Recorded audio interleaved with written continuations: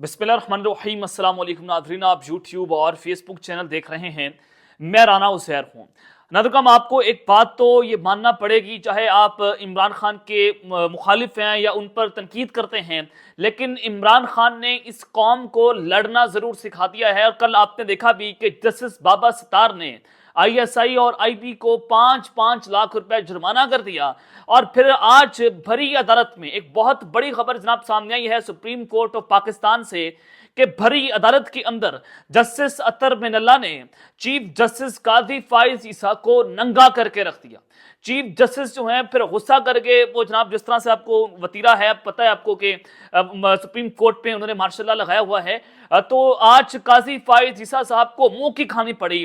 और आज भरी अदालत के अंदर जो है वो उनकी जो सरदरिश की है अतर मिनल्ला साहब ने, क्या कुछ सुप्रीम कोर्ट से खबरें आई हैं, तमाम तर डिटेल्स जनाब मैं आपके सामने रखूंगा कि चीफ जस्टिस पर आज पहली बार अदम इत्तेमाद हो चुका है। और फिर दूसरी जानिब मार्शल्लाह पाक फौज ने जनाब टेक ओवर कर लिया है। एक अहम तरीन जनरल की एंट्री हुई है और उस एंट्री ने इस वक्त सबको हिला के रख दिया है। पंजाब के अंदर क्या चल रहा है, इस्लामाबाद से गैर मामूली नकलो हरकत देखने को मिली है। ये तमाम तर तफसीलात मैंने आपके सामने बमा हकाइक और बमा सबूत रखनी है ताकि आपको अंदाजा हो सके कि इस वक्त आइंदा आने वाले दिनों में पाकिस्तान की इस्टेब्लिशमेंट क्या सोच रही है। और फिर जनरल आसिम मुनीर साहब ने इमरान खान के ऊपर जो है बिजलियां गिरा दी हैं। ये मामला और माजरा क्या है, इस हवाले से कुछ एक्सक्लूसिव खबरें मैंने आपके सामने रखनी है। लेकिन अगर आपने चैनल को सब्सक्राइब नहीं किया, चैनल सब्सक्राइब कर लें, बेल आइकन को दबा दें। आने वाली तमाम तर अपडेट्स आपकी खिदमत में बर वक्त पेश होती रहें। नदरकाम, सबसे पहले तो राणा सरोना साहब ने कल एक अहम तरीन इंकशाफ किया और वो इंकशाफात उन्होंने काशिफ वासी साहब के प्रोग्राम में बैठकर किए। और उन्होंने हाजिर सर्विस जनरल आसिफ गफूर साहब के ऊपर जो है वो एक बहुत बड़ा इल्ज़ाम लगा दिया है।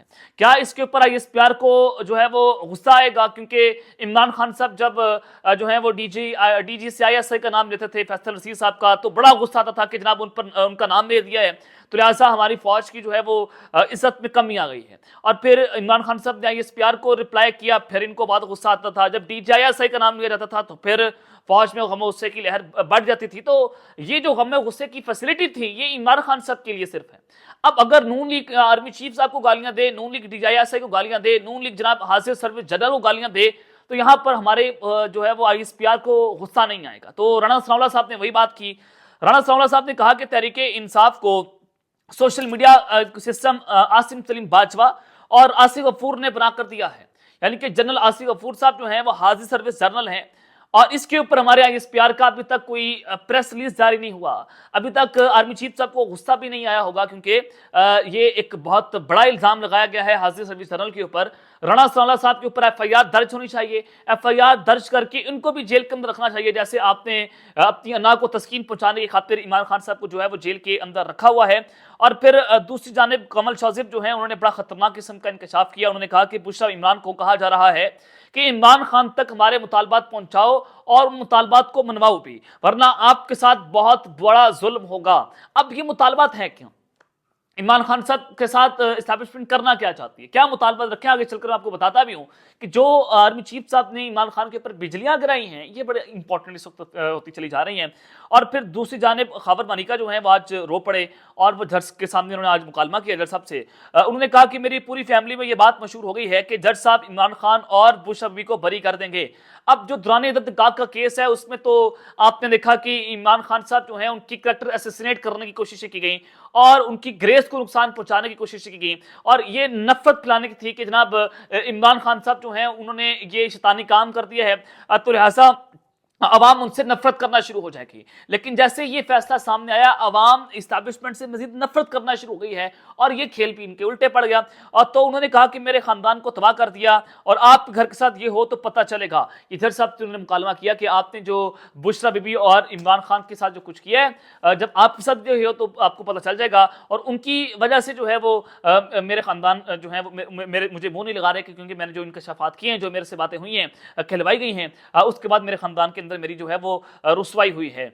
अब जनाब पाकिस्तान तहरीके इंसाफ जो है उनकी चेयरमैन बैरिस्टर गौहर अली खान साहब ने मीडिया से जनाब गुफ्तगू की और उन्होंने कहा कि पाकिस्तान में 175 सियासी जमातें हैं, लेकिन किसी ने भी पाकिस्तान तहरीके इंसाफ की तरह साफ, शफाफ और आइन के मुताबिक इंट्रा पार्टी इलेक्शन नहीं करवाए। हमने अपना शेड्यूल पब्लिक किया कि आए जिसने इलेक्शन लड़ना है लड़े, लेकिन मैं अपने नोटिस में लाना चाहता हूं कि जिन 14 बंदों ने इलेक्शन चैलेंज किया था, किसी एक ने भी आकर ये जरूरत नहीं की कि वो पाकिस्तान तहरीके इंसाफ के इंतखाबात में हिस्सा ले।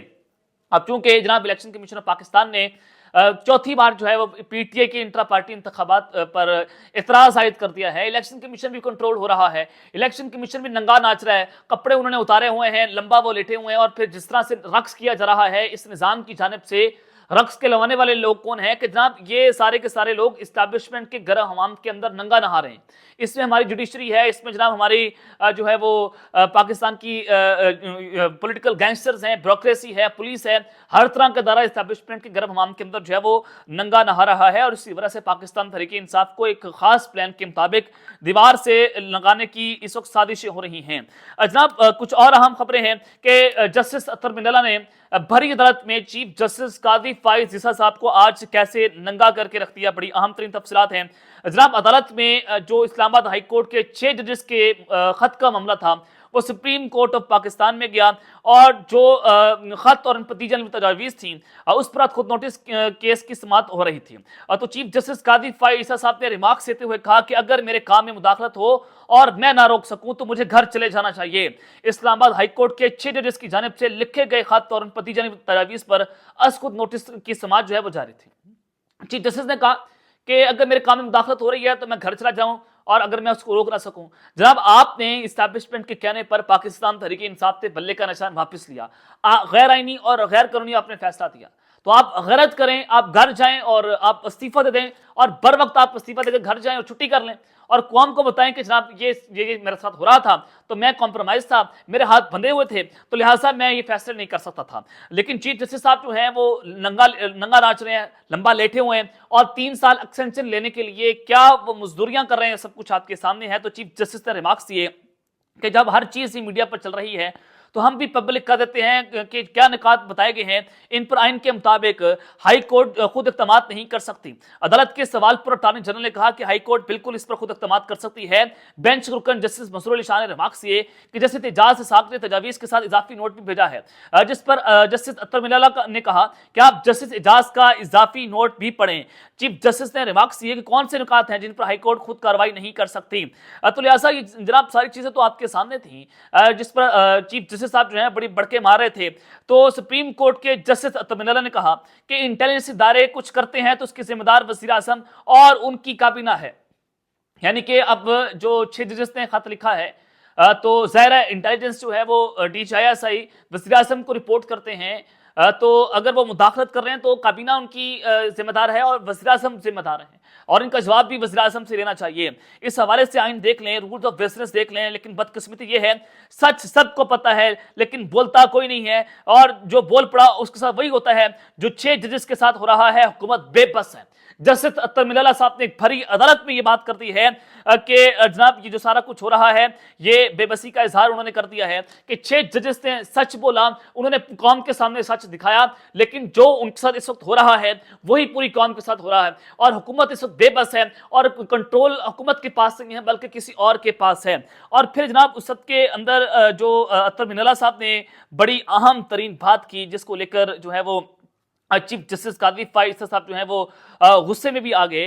तो जस्टिस अतर मिनल्ला साहब ने जो है वो कहा कि बलूचिस्तान हाईकोर्ट के जजों ने कुछ ना कहते हुए भी सब कुछ कह दिया, यानी अदालती मामलात में मुदाखलत हो रही है। और फिर उन्होंने कहा कि चीफ जस्टिस कादी फाइज साहब, अतर मिनल्ला साहब ने उनको जो है वो एड्रेस किया कि सबको मालूम है सच क्या है, लेकिन बोलने की हिम्मत कोई नहीं कर रहा। ये फिर उसके बाद जो है वो चीफ जस्टिस साहब गुस्से के अंदर आ गए और उन्होंने कहा कि सबको तनकीद का निशाना बनाना मुनासिब नहीं है। तो यहाँ पर तो उनको अब नंगा वो हो गए, और अतर मिनल्ला साहब ने जनाब इस वक्त जिस तरह से उन्होंने स्टैंड ले लिया है, तो अब ये लग रहा है कि चीफ जस्टिस कादी फाइज साहब जो है उनके लिए बहुत मुश्किलात इस वक्त खड़ी हो सकती हैं। अब जनाब दूसरी जानिब कुछ और अहम खबरें कि जनाब जनरल आसिम मुनीर साहब ने इस वक्त बिजलियां गिरा कर रखती हैं और फिर मार्शल की खबरों की जानिब पढ़ते हैं कि जनाब बड़ी अहम तरीन तैनाती हुई है।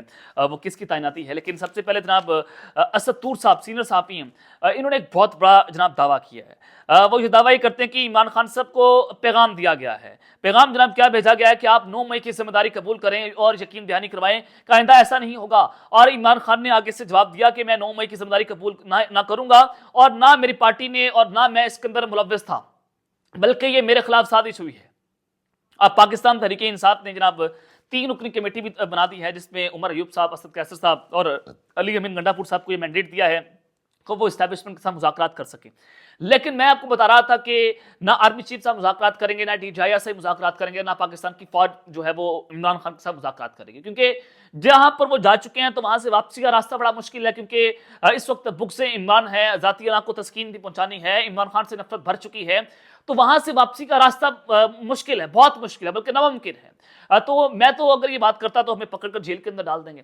अब यहां पर नजम सेठी साहब ने बात कर दिया। नजम सेठी साहब वही बात करते हैं जो इस्टेब्लिशमेंट को जो है वो अंदर फीड कर देती है। तो नजम सेठी साहब ने कहा कि इस्टेब्लिशमेंट किसी सूरत पाकिस्तान तहरीके इंसाफ से बात नहीं करेगी। अब इस्टेब्लिशमेंट तो एक जानिब ये बात कर रही है कि हम मुल्क में सियासी इस्तेकाम लाना चाहते हैं, मुआशी इस्तेकाम लाना चाहते हैं, ये हो जाए, तमाम सियासतदान मिलकर काम करें। लेकिन जब इमरान खान साहब आपको बुला रहे हैं तो आप मुल्क की खातिर चले जाएं। अगर आप मुल्क के खैर ख्वाह हैं, अगर आप चाहते हैं कि मुल्क में मुआशी इस्तेकाम आ जाए, ये आप मुल्क के खैर ख्वाह नहीं है। आप सिर्फ एक बुक से इमरान की खातिर आपने पूरे मुल्क को दाव पर लगा दिया, आपने पूरे मुल्क को डिफॉल्ट कर दिया। यहाँ पर हमारा हमसाया मुल्क भारत जो है वो दुनिया में सुपर पावर बनने के ख्वाब देख रहा है और हम अभी तक ये सोच रहे हैं कि हमने दिवालियापन से कैसे निकलना है। ये पाकिस्तान की किस्मत है और हम दोनों एक साथ आजाद हुए थे, लेकिन आज इंडिया दुनिया की 5वीं बड़ी इकॉनमी बन चुका है और पाकिस्तान ये सोच रहा है कि हमने इमरान खान को किनारे कैसे लगाना है, हमने जनाब एक बहादुर शख्स को रास्ते से कैसे हटाना है। तो उन्होंने कहा, नजम सेठी साहब ने, कि इमरान खान से फौज बात करने को तैयार नहीं है और उन्होंने फैसला कर लिया है कि प्रोजेक्ट इमरान खान एक गलत प्रोजेक्ट था, जो कि हमारे अब्बा अजदाद से गलती हुई है और ये बहुत खतरनाक शख्स है। नवाज शरीफ भी इसके सामने कुछ नहीं है और शहबाज शरीफ तो एक डेविल इमरान खान के सामने एक फरिश्ता है, बल्कि वो एंजल है। और उन्होंने कहा कि इमरान खान इनसिक्योर है, कल्ट फॉलोइंग है, इसको कंट्रोल नहीं किया जा सकता। तो इस्टेब्लिशमेंट क्यों उसको लाएगी, क्यों इमरान खान को लाएगी, क्योंकि वो कंट्रोल नहीं है और अगर वो आ गया तो वो आसमान गिरा देगा। तो ये एक बहुत बड़ी जो है वो डेवलपमेंट है कि जनरल आसिम मुनीर साहब ने जनाब इस वक्त बिजलियां गिरा के रखती हैं। और फिर दूसरी जानिब मार्शल जनाब पाक फौज ने इस वक्त टेक ओवर कर लिया है। ये मामला क्या बना है कि हर तरफ जो है वो तैनातियां पाक फौज की हो रही हैं, हर तरफ जो है वो लेफ्टिनेंट जनरल लगाए जा रहे हैं, चाहे वो PTA हो, वहाँ पर जो है वो एक लेफ्टिनेंट जनरल को अपॉइंट किया गया। फिर आप नैब के अंदर देखें एक लेफ्टिनेंट जनरल रिटायर्ड को अपॉइंट कर दिया गया और फिर दीगर जो है वो आप और इदारों के अंदर भी देखें तो बहुत सारे फौजी अफसरान जो इनको तैनात किया गया। तो आज जनाब एक और तैनाती हुई है, lieutenant general retired Mohammad Abdul Aziz, chairman Punjab public service commission तैनात उनको कर दिया गया है। यानी कि जो पुलिस का महकमा है जिसमें तैनातियां होती हैं, तो उनके चेयरमैन जो है वो एक लेफ्टिनेंट जनरल रिटायर्ड होंगे मोहम्मद अब्दुल अजीज साहब, और तैनाती 3 साल के लिए की गई है और उनकी माहाना तनख्वाह MP1 पे पैकेज होगी, जो कि 9 लाख रुपए महीने से ज्यादा होती है। तो लिहाजा जनाब उनको 9 लाख, 10 लाख, 12 लाख जो है वो तनख्वाह भी मिलेगी और उनको पुलिस को कंट्रोल करने के लिए, ब्यूरोक्रेसी को कंट्रोल करने के लिए एक लेफ्टिनेंट जनरल रिटायर्ड साहब को वहां पर तैनात कर दिया गया है। अब ये एक मुल्क में जो है वो मिनी मार्शल है, मार्शल प्लस है, कि बजाय इसके कि सिविल लोगों को आप मजबूत करें, आप अपने लोगों को वहां पर लगाकर जो है वो पूरे निज़ाम को अपने कंट्रोल में लेना चाहते हैं। और इसी वजह से बहुत सारे वज़रा दफ्तर नहीं जाते, क्योंकि वो इस बात का गिला कर रहे हैं कि हमारे हाथ में कुछ नहीं है। वो बेबसी का इजहार कर रहे हैं और इसी बेबसी का इजहार जो है वो शहबाज शरीफ साहब, नवाज शरीफ, मरीम नवाज भी कर चुकी हैं। तो अब तक लेते हैं, अपना ख्याल रखिएगा और इस ढंग का अपने लाजमी ख्याल रखना। लाल पाकिस्तान जिंदाबाद।